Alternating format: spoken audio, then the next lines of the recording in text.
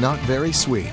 A scrawny, unkempt street fighter, unschooled, and unwilling to do what he didn't want. His voice was only fair. The music that poured out of him defied discipline. But with that music, he rattled the world.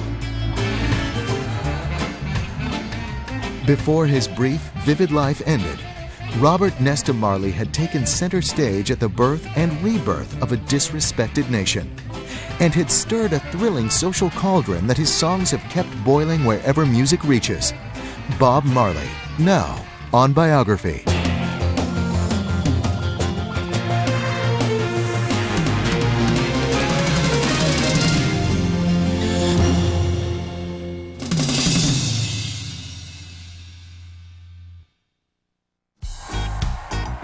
There had never been anything more misnamed than the Great Smile Jamaica concert staged in Kingston, Jamaica in July 1978. Its star performer, the internationally worshipped musician, singer, and songwriter Bob Marley, was performing in excruciating pain. Bullets had been fired into his chest and arm just days before by assassins attempting to kill him and his family in their home. He was there because the powers of the ruling political party had begged him to appear. His daunting job was to keep the lid on a seething Jamaica for Prime Minister Michael Manley. The island had been sliding into anarchy as rival parties in upcoming elections campaigned with guns, beatings, and thefts. The thugs who had just days before tried to murder Marley and his family had been extortionists feeding on the chaos.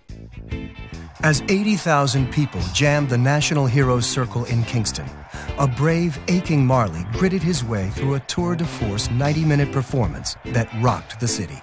The result was a small miracle. In under 2 hours, Bob Marley had turned an explosive mob into a happy audience, with good cheer spilling out everywhere, even among the politicians. What amazing life had formed Jamaica's first world hero, and the amazing music that came out of him. There was a new view of Jamaica, and that was the genius of Bob Marley during this period. Something that had to do with just general interpretations of justice, general interpretations of the respect for human rights and the dignity of peoples. And that was, I think, one of just a signal aspects of Bob's magic and his incredible ability to really reach out and to personify what society was really thinking about, wrestling with. In India, some people I'm sure don't know Elvis Presley, they don't know the Beatles, but Bob Marley's played. Bob Marley's played in Africa, Bob Marley's played in Cambodia, he's played everywhere. And so people look to Jamaica. To understand the Jamaica he was born into on February 6, 1945, is to understand Bob Marley. The beautiful Caribbean island held nothing for descendants of slaves that had been brought to work the sugar plantations. Slavery was gone, but the British colonial rulers remained on top of a teeming underclass. Bob's mixed-race parentage was not unusual, but its mix of classes was. His mother, Cedelia, poor and black, bore Bob out of wedlock to Norval Marley, a white British administrator many years her senior. He married her to legitimize the child before drifting away. Young Bob proved exceptionally bright through a string of public schools, but prone to deep moods and silences. There was much to be moody about. But what Bob always had as he moved about Kingston was music. It was lively and everywhere, and always in a state of transformation by Jamaica's vivid rhythmic touch. There was an indigenous form of music called mento, which is similar to calypso. Calypso was also popular from Trinidad. There was a merengue from Haiti, which was also popular and played in the early sound systems, which was grown in the 50s. So there was huge varieties of music.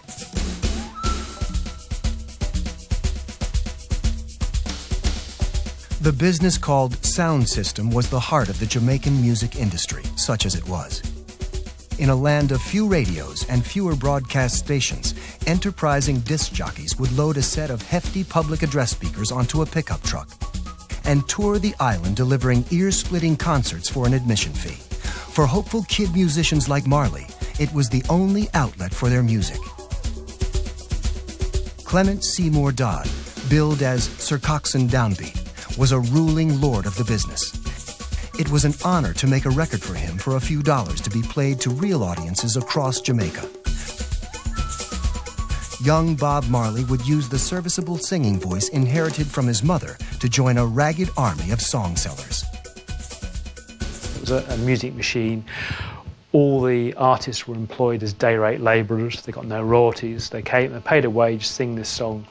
So Bob would sing What's New Pussycat. Bob would sing Amen. Bob would sing This Train. He'd be singing spirituals. He'd be singing English pop songs, American pop songs. He wasn't the world's best singer. He wasn't massively talented at music, but he had a huge passion for it. And he learnt from all those around him. Wherever he went, he absorbed, he practiced, he learnt. Norville Bunny Livingston and Peter McIntosh were two of Bob's earliest friends and slated to become important collaborators for most of his early life. They got themselves heard on talent shows broadcast over Jamaica's two rickety new radio stations. The sound of choice was an amalgam of mento and rhythm and blues called ska, a 12-bar blues shuffle with accents on the second and fourth beats, followed by an impish afterbeat. Marley quickly became adept at scrawling lyrics for it on butcher paper. Dodd was by this time cutting his own ragtag records in a studio called Coxsone's Music City. Bob and Bunny Livingston paid £3 for a demo record with two songs, Judge Not and Do You Still Love Me, and sold it to him. Coxsone came up with a release form, £20, and 2 free acetate records for their own use.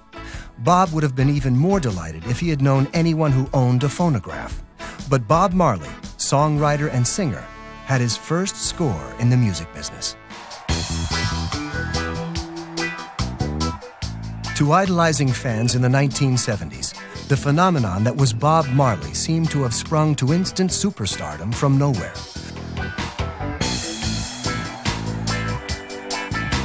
But a look at that long nowhere would have revealed a grueling journey strewn with both agonies and turns of good fortune. One of those good turns was named Joe Higgs, who came upon a struggling Bob in the early 60s. Higgs was a tough, talented singer and songwriter in the Kingston slum known as Trenchtown. He started a free music clinic attended by Marley, Bunny Livingston, and Peter McIntosh, now known as Tosh. He insisted that they write their own music and perform it in demanding jam sessions. Higgs was especially taken with the haunting readiness of Marley's developing voice and how he drew powerful attention without the others' need to shout and gyrate. The young group named themselves the Wailing Wailers, a nod to their sorrowful backgrounds. He was teaching Bob things about the guitar, and Bob was very serious. That's one of the things that came through right through his life. Bob was very serious from the very beginning, very dedicated, as if he had a sense of mission. And he was there struggling with this guitar, sitting on the kitchen floor, learning chords and so on, until the wee hours of the morning. He just passed out right there on the floor with the guitar in his hand. Soon, Marley and the fledgling Wailers, with an ever-shifting core of backups, were moving nicely up the Trenchtown music food chain. They were solidly into the Coxsone Dodd orbit. He became their manager, obtained exclusive rights to release their records, and paid them a stunning $20 for each side recorded. He even gave them an advance to pay for sequined gold lame stage suits. By the time Jamaica gained its independence from Britain in 1962, the Wailers had reached prominence on the island dance scene. Marley had become a local hero, and the neighborhood girls took hard notice. Pretty Rita Anderson, the daughter of a carpenter, was a good musician and an unwed mother. She liked the moodily attractive Bob Marley and put herself steadily in his path. They became good friends, and in 1966, man and wife. Bob's remarkable string of children, some 22 of them in and out of his marriage, would punctuate what would be a long and amazingly tolerant union. Soon Marley was beginning to see a somber shift in Jamaica, in both attitude and music. The lyrics and mood of the hottest songs had switched from lively sweetness to dark anthems from the Kingston underclass. There was official outrage against this so-called rude boy music. But it was selling fast, and Bob was drawn to it more and more. The Wailers would take it up. Much of the rude boy attitude came from the growing Jamaican attachment to the Rasta movement, a religion peculiar to the island. Rastafarians revered Emperor Haile Selassie of Ethiopia, also called Rastafari, as a living god who would lead oppressed blacks back to an African homeland. Marley drifted to it slowly but steadily. It was a very powerful religion in that way because it spoke of black people, because in Ethiopian Coptic art, all the stories from the Bible feature black people. Bob eventually joined the Rasta Brethren in regarding marijuana as wisdom weed that had grown on the grave of Solomon and in citing Bible passages that called for unshorn beards and hair. Rasta men embraced scraggly beards and long braids called dreadlocks. Marley came to embrace the look, the weed, the movement, and all its powerful tenets, especially its signature music, something called reggae that Bob would make his own. The reggae music is a music created by Rasta people, and it carries earth force. The reggae that was influenced by the Rastafarian movement actually had political and cultural components that were teaching us something, that were giving us a sense of identity and history and connectedness and saying something positive about our experience. It was defining us. It was typically a tireless two-chord pattern with throbbing bass, crisp drumming, and double takes on the snare. Everything was unhurried but the beat itself. It sent a message that Bob Marley was ready to take on a long, tough ride to his dreams. In 1967, he tried to spread his wings by signing with JAD Records, an outfit formed by the popular American singer Johnny Nash with entrepreneur Danny Sims. Nash got Bob to tighten up his lazy singing. His leads lost the high-pitched gymnastics and became compelling and plaintive. The Wailers worked steadily, and Bob earned enough to get himself a good car and enough new confidence to give Europe a try with JAD. He would find, literally and figuratively, a cold reception. Bob Marley touched down in Europe in 1971 and found the old world a tough new world for him and the Wailers. They found themselves in London for JAD after a deal in Sweden had fallen through. JAD Records were hoping to also launch Bob Marley, and he came to London, but he only played in very small clubs. Very few people ever went to see him. Lived in cheap parts of London, and just hung with the quite large Jamaican immigrant population that was there at the time. Things turned even worse when Bob woke up one morning in London to find that Nash and Sims had gone home without them, leaving the Wailers stranded and penniless in cold, damp England. The climate tortured Marley. The weather was totally, opposite to what they were used to. And touring in the winter was no fun, I guess. Even to this day, it's not really much fun. But especially for them, coming from Jamaican climate where it was always hot and, didn't have to freeze on the way to a gig, during the gig and after the gig.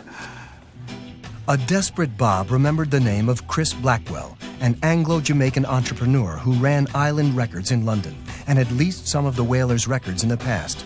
Luckily, Blackwell was at the moment beginning to feel the power of the Jamaican beat in the UK, in both the clubs and at the cash registers.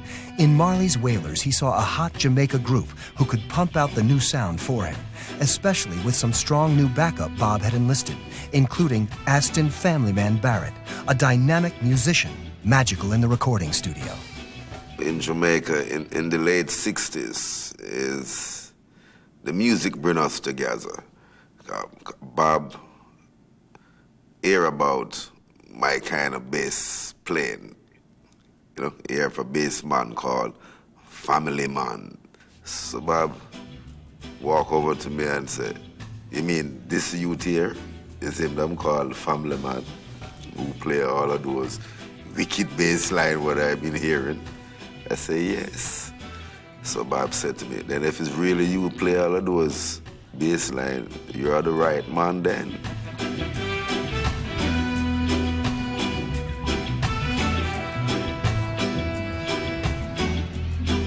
So I am teaching Bob to play the guitar more, teaching him more chords. As him always said in one of his interviews, he could play the guitar much better, but Family Man won't show him any more chords.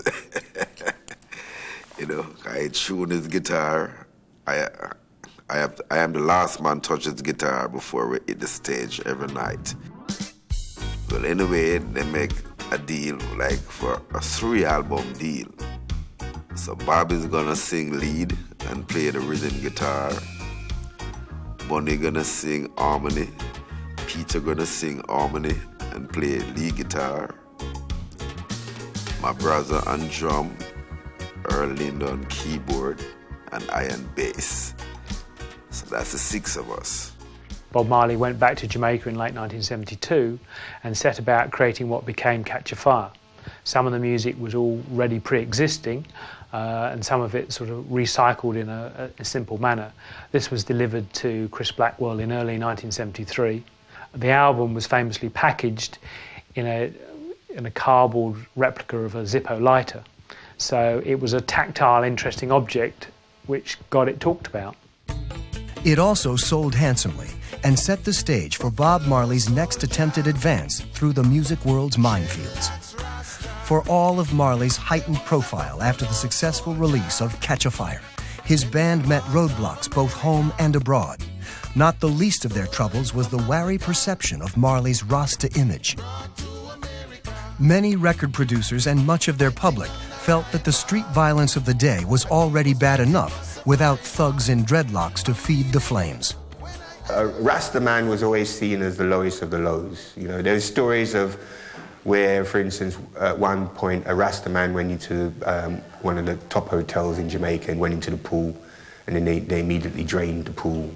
Change, once it's being talked about, once it's being broached in any society, generally is looked at with great suspicion. And Bob Marley, as he came on the scene, as he attempted to influence the Jamaican reality, was obviously the full target and focus of that kind of suspicion. But in London, Chris Blackwell still managed to get the Wailers booked into the Tony Speakeasy Club, the epicenter of the British music world. It was an awesome opportunity, and Marley made the most of it.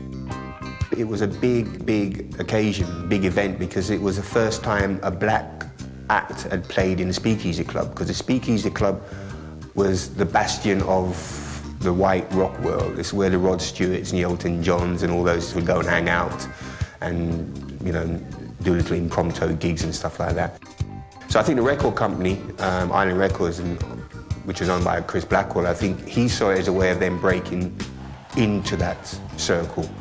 And I do remember the nights when they played, I was there, and it was full of all, you know, all the rock fraternity.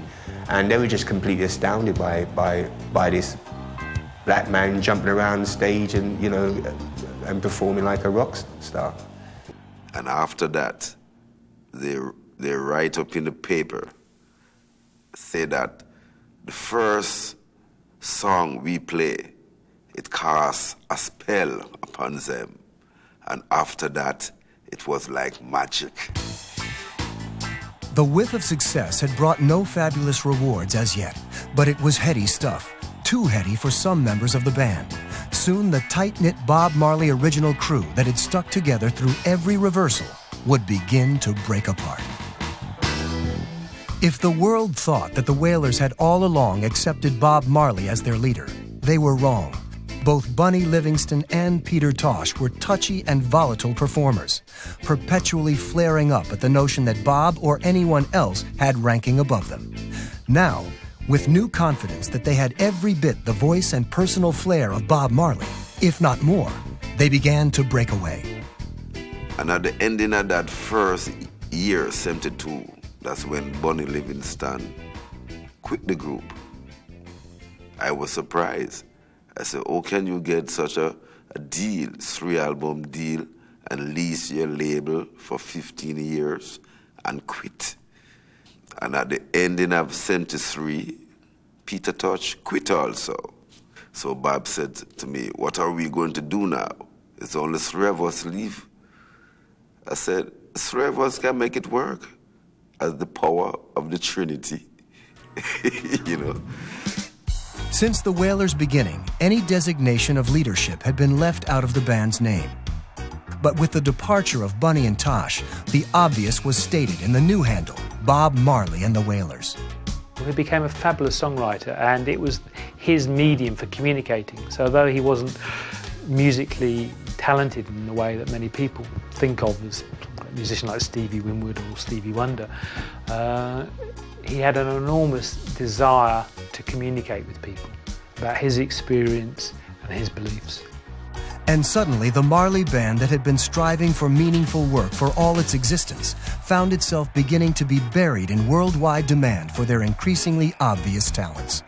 We are working on that album called Natty Dread. A lady came down from Woodstock called Martha Valley. So she's doing an album called Escape Out of Babylon. And we are to produce the album for her. So we stopped our project and record the album for her, overdub, mix it, so she could get it to go back to the USA. So we're back in the studio to finish our album now, Natty Dread. Out of the blue, we get another invitation, come from San Francisco. This was Taj Mahal. He's working on an album called More Roots, and said he hear of us and he like our sound and he want to make a cover version of one of our song called Slave Driver. And he want us to come up to San Francisco and Berkeley to produce it for him. So we went away again.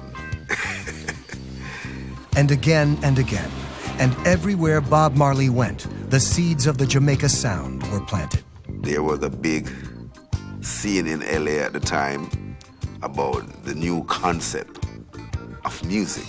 And when everyone get to find out what the new concept is, it's the drum and the bass. So from that, you know, American music began to mix now with that heavy drum and the bass, you know, to catch the Jamaica dub style. But it didn't translate into American dollars. Marley brooded endlessly that he was not able to capture the artistic or commercial fancy of the American public. He could never crack America. Black Americans never liked him during that period because Black America had their revolution in the 60s and they'd now gone up the hill. So for them, it was like, oh man, you know, it's all this, you know, they didn't want anything to do with him really. It was very hard for him at that point. We did not hear Bob Marley. He wasn't played on our radio stations. He was not visible to us when he first began to come to America. It took time for the message to get through of what this reggae was, what this Rasta was, what this Bob Marley was saying. At that time, we were so miseducated as a people about who we were and what we were about that something from Jamaica or any of the other islands or directly from Africa was considered foreign. I'm really keen that people develop their view of Bob Marley and realise that, you know, he was at it for a lot of years and global fame only came when he was about 30 and he didn't actually have many years of global fame. So it would have to be England and Jamaica that provided the rest of Bob Marley and the Wailers' growth. Growth which always seemed slower and more erratic than Bob's huge talents demanded. He would have to turn up the heat, and this time he would have troubled times on his side. Bob Marley now had to find a way to deal with something that had not been much of a problem before: success. Bob Marley turned from his successes in Europe to his first love, Jamaica. And for the first time, he felt he had begun to move into a position to do something for his beautiful but blighted home. Bob clearly always had roots in Jamaica, and Jamaica was an important place to him. And he went back and wanted to try and help with what was happening in that country. Bob gave that vibe of anything was possible. And suddenly in Jamaica, you had all these kids from uptown, as they call it, you know, starting growing locks. You see, before Bob Marley came along, it was the most taboo things you could do. But suddenly you see Bob Marley had a house next door to the Prime Minister. So it's okay, yeah, you know, go grow your locks, you know what I'm saying? He had a BMW, you know, one of the first men to have a BMW in Jamaica, you know, it's like, so everybody wanted to have a BMW. But apparently BMW hated it, the fact that, because they said it cheapened their cars. Real money began to roll in for Bob Marley for the first time, and he didn't quite know what to make of it. He had bought Chris Blackwell's old house at Hope Road, which was a colonial, you know, the uptown colonial part. So here was a Rasta man now living in the uptown part of Kingston, and it was the centre for a lot of Rastas, and you know, a vibe was happening around there. Bob Marley had no interest in turning his big new house into some rich man's fortress. It was to represent roots that he had never had. It welcomed not only his immediate family, but all his sprawling new retinue, business associates, beautiful models, celebrity hangers-on, any of his Rasta brothers who could find room to sprawl around the grounds. But he never neglected his work or stopped respecting his closest associates. Between us, the plan was to turn Tough Gang into a little more town. Was to take up all of these other artists off the street who've been mistreated over the years and bring them into Tough Gang and get other bands too and other hacks. It is said that half of Jamaica was existing off of his generosity. Half of Jamaica. And that half of Jamaica, we're talking about the ghetto, are absolutely zero to him. What he did do with the money, which I knew from one of the first times I worked with him on the first tour, he would always, on day offs, he'd always go to sports shops and he would buy like 24 pairs of football boots, 24 footballs, 24 strips, tons of stuff. And he'd be going back to Jamaica to Trench Town for the kids. That's what the wealth meant for him. But if Bob was living mellow, he wasn't writing mellow. His 1974 album, Burnin', was loaded with howling black power songs like I Shot the Sheriff, Burnin' and Lootin', and the sizzling Get Up, Stand Up. While the police saw a murder cult forming and were more ready than ever to level a Rasta with a nightstick, the whole world was snapping to attention, even the United States. A scrawny Rastafarian was becoming the best-known figure in the Third World, and Jamaica's leaders were far from happy. Increasingly, the Rasta men began to get into politics, and they were not much for talking and voting when there was a weapon or fist to make their point. The roughshod political parties played them against one another. Things began to get tense, and Marley tried to keep out of it. I think he realised quite early on that the best thing was to stay away from politics. Politics in Jamaica was and still is a violent and very dangerous business. But now the cover of his new release, Uprising, showed a Rastaman on the cover, fist raised, dreadlocks brushing his shoulders like an urban revolutionary. If that wasn't a political statement, what was? The Hope Roadhouse now held a faster, meaner crowd. Bob didn't know how to screen out the hangers-on. His old friends felt he thought he was outgrowing them, and he now insisted on first pick of the beauties that hung about. Rita's silence about his straying was expected and quietly granted. Bob's ascendance was given final affirmation when the idolized Stevie Wonder agreed to come to Jamaica to appear in concert with the Rastaman upstart. And when the hit Wailers' Rastaman Vibration album was released a few months later, Marley had surpassed Wonder as the top musical superstar in the Third World. At this moment, when the whole world was opening up to him, he nicked a toe on a rusty nail in a pickup soccer game. The wound was slow to heal, but a doctor-shy Marley chose to let it go. It would prove a fatal mistake. What passed for an election campaign in Bob Marley's Jamaica in 1976 was little more than a confrontation of vicious gunmen demanding allegiance, power, and money. Bob Marley was not spared. strong-armed men from one of the political parties barged into his house. They called him a dread capitalist and pressured him to appear at a wryly named Smile Jamaica concert, arranged to distract an angry people from what was happening to their government. That wasn't all of Bob's trouble. He had been giving dangerous extortionists $2,000 to settle a trumped-up debt, and now they were murderously angry his concert activities had interfered with the payments. Days later, armed gunmen slipped through into the Marley home and set out to kill all inside. Bob was hit in the chest and arm, Rita in the head. Assistant Don Taylor was critically injured by 5 bullets. The children and others escaped in a rain of gunfire. Whether from outside pressure or from courageous indignation, Bob Marley, bandaged and in pain, appeared at the Smile Jamaica Festival, allowing no part of his torment to show. Inside, he wasn't doing it for the politicians. He was doing it for Jamaica. Immediately afterward, Marley left the dangers of Jamaica to begin the hectic few years that would cement his international legacy and help bring his long-overlooked country and its special music to the first rank of world respect. He was looking for a guitarist because when they had the shooting in Jamaica at the end of '76, he had a guitar player, I think, an American by the name of Donald Kingsley. And after the shooting, he must have got totally freaked out and left the band. And they had another guitar player, Al Anderson, before him, who I believe was working with Peter Tosh. So Bob was looking for a guitar player who could play as well as Clapton or anybody else like that, you know. And he was quite happy when he discovered that I could play different styles, ranging from Hendrix to George Benson, you know, to T-Bone Walker.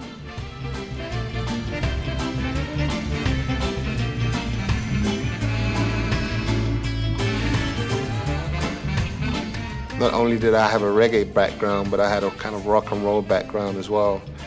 And I was able to make everything kind of fit rather than stick out like a sore thumb, you know. So he was quite happy that he could get that influence in reggae and people liked it. 1977, it was a big year for Bob. It was the first year that he really got chart success as we would know it now, with top 10 hits. Exodus was a big hit.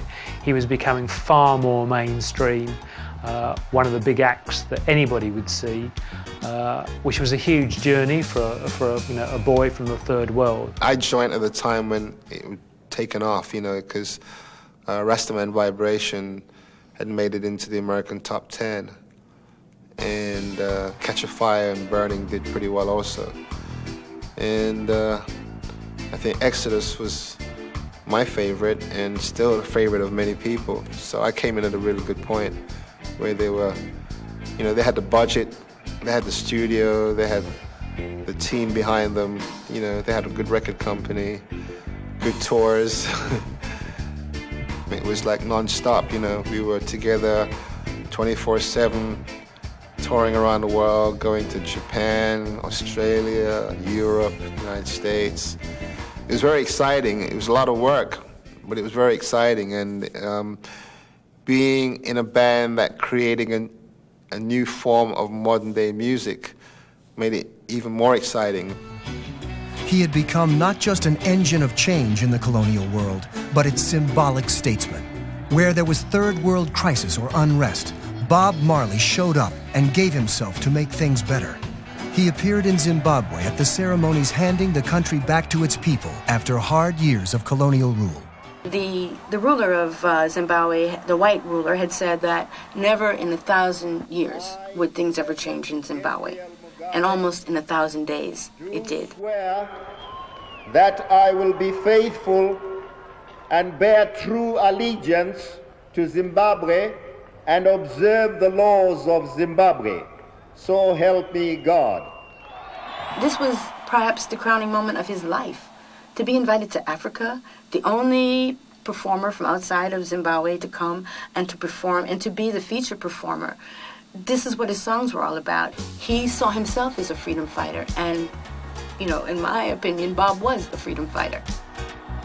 What made these last performances even more remarkable was that Bob Marley knew he was a dying man.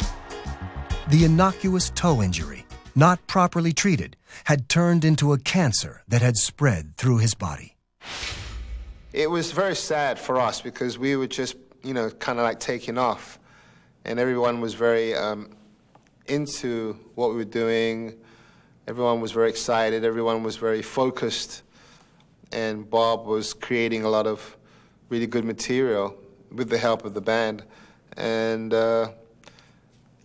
everything was just going for us. You couldn't foresee that happening.